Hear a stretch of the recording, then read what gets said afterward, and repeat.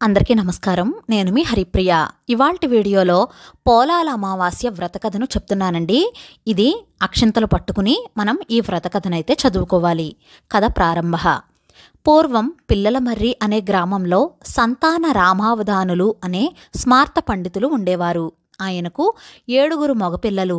అందరికీ పెళ్లిళ్ళయ్యి కోడళ్ళు కాపురానికి వచ్చారు. కోడళ్ళు 6 కూడా పిల్లలు పుట్టారు. కానీ చిన్న కోడలు సుగుణకు మాత్రం పిల్లలు పుట్టడం వెంటనే చనిపోవడం జరిగేది. అలా 6 సార్లు జరిగింది. ఆ కారణంగా ఏ కోడలకి ఆ 6 సంవత్సరాలు పోలాల అమావాస్య వ్రతం చేసుకోవడం కుదరలేదు. అందుచేత సుగుణ అంటే వారికి చాలా కోపం ఉండేది. సూటిపోటి మాటలతో బాధించేవారు. 7వ సంవత్సరం సుగుణ మరొకసారి గర్భవతి అయ్యింది. ఈసారి సుగుణను పిలవకుండా వ్రతం చేసుకోవాలి అని పెద్ద కోడళ్లందరూ నిర్ణయించుకున్నారు. సరిగ్గా శ్రావణ అమావాస్య నాడు సుగుణకు ప్రసవమై మృత శిశువును కంది. ఈ సంగతి తోటి కోడళ్లకు చెప్తే తనను వ్రతానికి పిలవరని తలచి చనిపోయిన బిడ్డను తన గదిలో దాచి ఎవరికీ అనుమానం రాకుండా తన కడుపు దగ్గర చిన్న గుడ్డమూట కట్టుకుని తోటికోడళ్లతో కలిసి పోలాల అమావాస్య వ్రతాన్ని ఆచరించింది. ఆ తర్వాత తన ఇంటికి వచ్చి మరణించిన తన పుత్రుని ఎత్తుకుని కన్నీటితో శ్మశానానికి వచ్చి గతంలో తన పుత్రుల సమాధుల దగ్గర కూర్చుని కన్నీరు మున్నీరుగా విలపించసాగింది. అప్పటికి బాగా చీకటపడింది. ఆ సమయంలో గ్రామ సంచారానికి బయలుదేరిన పోలాలమ్మదేవి సుగుణ దగ్గరకు వచ్చి ఎందుకు రోదిస్తున్నావు అని అడిగింది.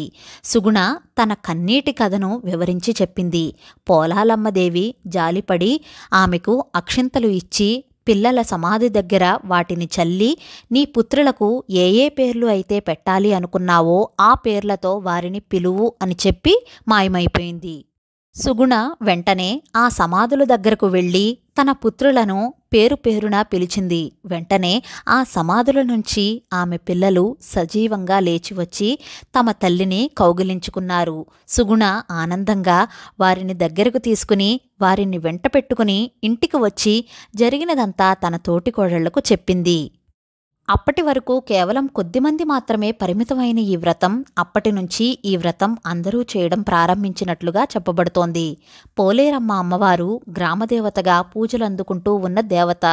దాదాపు ప్రతి గ్రామ పట్టణాలలో పొలిమేరల్లో ఈ అమ్మవారి ఆలయాలు ఉండడం కానీ లేదంటే బహిరంగంగా కొలువుదీరి పూజలందుకుంటూ ఉండడం కానీ చూడవచ్చు. ఆమె సంతానం లేని వారికి సంతానం ప్రసాదిస్తుందని, సంతానం కలిగిన వారికి కడుపు చలవని ఇస్తుందని విశ్వాసం. అటువంటి దేవత పూజే ఈ పోలాల అమావాస్య వ్రతం. ఈ వ్రతానికి ఎటువంటి ఉద్యాపన లేదు. ప్రతి సంవత్సరం చేసుకోవాలి. ఈ వ్రతం చేయడం వల్ల వంశాభివృద్ధి కలుగుతుంది. సంతానం బాగు కోసం ఈ వ్రతం తప్పనిసరి. పోలాల అమావాస్య పూజా విధానం మన ఛానల్లో ఆల్రెడీ పోస్ట్ చేశానండి. ఆ వీడియో లింక్ డిస్క్రిప్షన్లో ఉంటుంది. క్లిక్ చేసి చూడగలరు. ఈ వీడియో నచ్చితే please like, share, subscribe to my channel. Thank you for watching.